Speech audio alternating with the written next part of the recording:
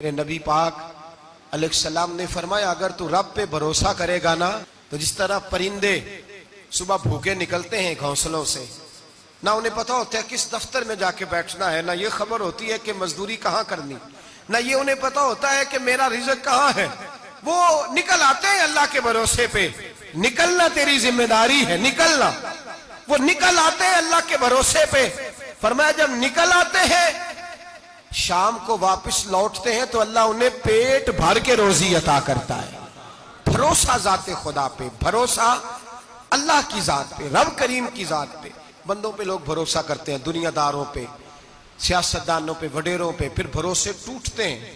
بھروسہ اللہ کی ذات پر، اور جب اللہ کی ذات پہ تیرا بھروسہ ہوتا ہے نا تو میرے بھائی ان تنہائیوں میں جن تنہائیوں میں کوئی کام نہیں آتا، ان مجبوریوں میں جن مجبوریوں میں لوگ دامن چھڑا کے نکل جاتے ہیں، جب تیرا بھروسہ اللہ کی ذات پہ ہوتا ہے تو ان بیماریوں میں جن میں میڈیکل رپورٹیں جواب دے جاتی، ڈاکٹر ہتھیار پھینک جاتے ہیں، ان تنہائیوں میں، پریشانیوں اور آزمائشوں میں جو ذات پھر آگے بڑھ کے تیرا دامن تھامتی ہے وہ ذات خدا بندی ہی ہوتی ہے۔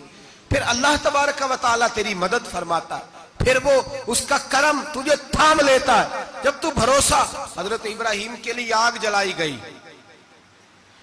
80-100 کسی نے کہا 80,000 فٹ اونچی آگ، دائیں بائیں آگ ہی آگ، اتنی بڑی آگ کہ سمیٹی نہ جائے، پرندہ گزرے تو گر جائے۔ حضرت ابراہیم کو آگ میں ڈالا جانے لگا، کوئی ساتھی نہیں، کوئی پیارا نہیں، کوئی دوست نہیں، کوئی بھائی نہیں، کوئی امتی نہیں، کچھ بھی نہیں، اکیلے۔ منجنیق بنائی گئی، اس منجنیق میں رکھ کے پھینکا جائے گا۔ حضرت ابراہیم کو رکھا گیا، جب منجنیق میں رکھ دیا تو حضرت جبریل حاضر ہوئے، کہنے لگے ابراہیم کوئی ضرورت ہو تو میں حاضر ہوں، ایک پر ماروں گا آگ ساری ان کی طرف کر دوں گا۔ اب فرمانے لگے حاجت تو ہے پر تیرے ساتھ میری کوئی حاجت نہیں۔ وہ بارش کا فرشتہ آیا، کہنے لگا حضور حکم دے تو برسا دوں۔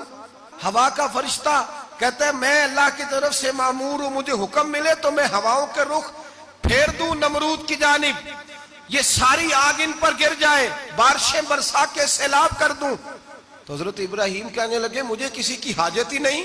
فرمایا ٹھیک ہو گیا، جیسے وہ چاہتا ہے میں تیار ہوں۔ حضرت جبریل امین عرض کرنے لگے حضور میں آیا ہوں، مجھے حکم دے۔ فرمایا کوئی ضرورت نہیں تیری، آپ جائیے۔ تو کہنے لگے پھر رب سے دعا ہی کر لیں۔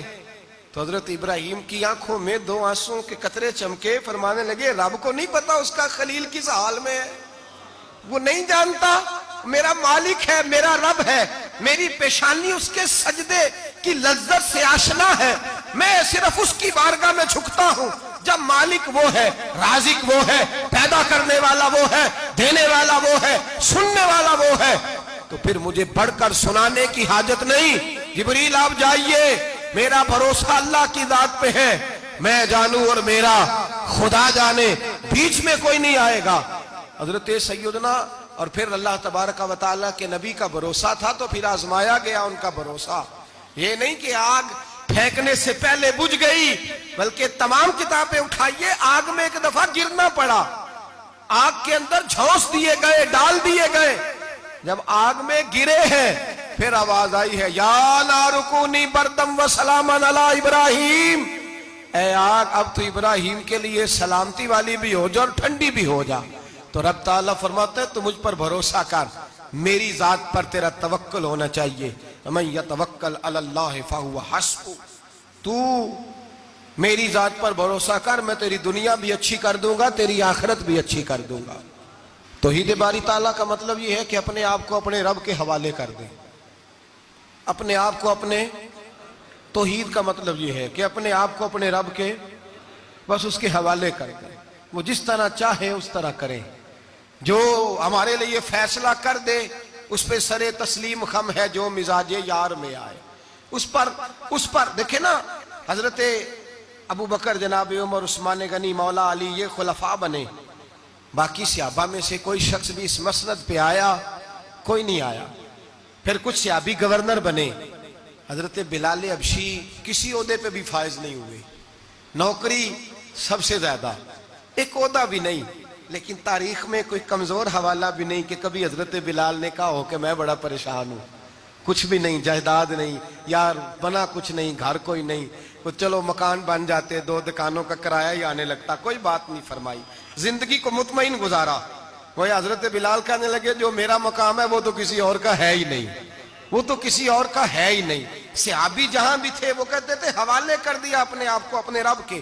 حضرت فاطمہ بنت قیس ایک صحابیہ تھی، ان کے خاوند کا وصال ہو گیا، ایک امیر آدمی کا رشتہ بھی آیا، اور نبی پاک صلی اللہ علیہ وسلم کے غلام اسامہ بن زید کا رشتہ بھی آیا۔ یہ اسامہ غریب بھی تھے، غریب تھے، غلام بھی تھے، رشتہ آیا۔ اب انہوں نے حضور کی رضا دریافت کی تو نبی پاک کا جھکاؤ غلام اسامہ کی جانب تھا۔ اب ان کے سارے گھر والے کہنے لگے حضور کا اگر تم سمجھتی بھی ہو تو مشورہ ہے، چاہت ہے، حکم تو نہیں نا، ہر آدمی کو اجازت ہے، مرضی سے نکاح کر سکتا ہے، تو آپ امیر آدمی سے رشتہ کریں جو آپ کو خوش رکھے۔ تو حضرت فاطمہ بنت قیس کہنے لگی ماں باپ سے آپ میری فکر نہ کریں، مجھے میرے نبی کے حوالے کریں، اللہ مجھے کبھی ضائع نہیں کرے گا۔ میرے بھائی اپنے آپ کو رب رسول کے حوالے کرو۔ ہم لوگوں نے اپنے آپ کو اپنی سوچ کے حوالے کیا ہے، نفسیاتی مریض بن گئے ہم لوگ۔ پریشانی ہے کہ ختم نہیں ہوتی، دقت ہے کہ ختم نہیں ہوتی، مفت کی آوازاری ہے، ہر وقت لوگ ڈپریشن اور ٹینشن کا شکار ہیں۔ بھائی اپنے آپ کو اپنے رب کے سپرد کرو۔ یہاں تو کوئی کسی چودھری کو کہہ دے کہ بھائی جس طرح کا تیرا دل کرتا ہے میں تیرا اس طرح کر لے، تو وہ انسان کا نقصان نہیں کرتا، کہتا ہے وہ تو میرے پلڑے میں ہی آ کے بیٹھ گیا ہے تو کیسے نقصان کروں۔ اگر رب کریم کو کہہ دو گے کہ یا اللہ تیرے ہیں، جس طرح تو بہتر سمجھے ہمارے ساتھ سلوک کر، اس کی بارگاہ کی طرف جھک جاؤ، اس کی جانب توجہ کر جاؤ، اللہ تبارک و تعالیٰ کے ہو جاؤ۔